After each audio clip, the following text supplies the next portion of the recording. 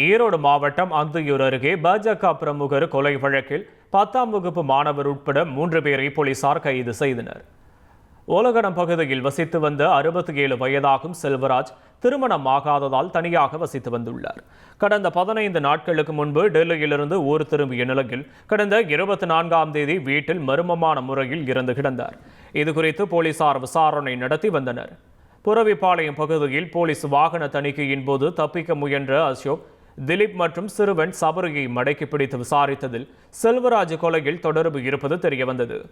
அசோக் ஓலகடம் பகுதிக்கு வந்து சென்றபோது செல்வராஜின் கை விரல்களில் மோதிரங்கள், கழுத்தில் செயின் மற்றும் கையில் பிரேஸ்லெட் அணிந்ததை பார்த்துள்ளான். செல்வராஜ் தனியாக வசிப்பதை அறிந்த அசோக், திலீப் மற்றும் சிறுவன் சபரியை நள்ளிரவில் அழைத்து கொண்டு செல்வராஜ் வீட்டிற்கு சென்றுள்ளான். அசோக் செல்வராஜை துண்டை போட்டு கழுத்தை இறுக்கிய நிலையில் திலீப் கத்தரிக்கோலால் செல்வராஜின் கழுத்தில் குத்தியுள்ளான். செல்வராஜ் உயிரிழந்த நிலையில் நகைகளை எடுத்துக்கொண்டு தப்பியுள்ளனர். மூவரையும் கைது செய்த போலீசார் நகை மற்றும் இருசக்கர வாகனத்தை பறிமுதல் செய்தனர்.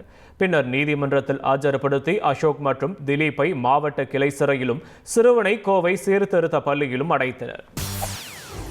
செய்திகளை உடனுக்குடன் தெரிந்து கொள்ள உடனே சப்ஸ்கிரைப் பண்ணுங்க.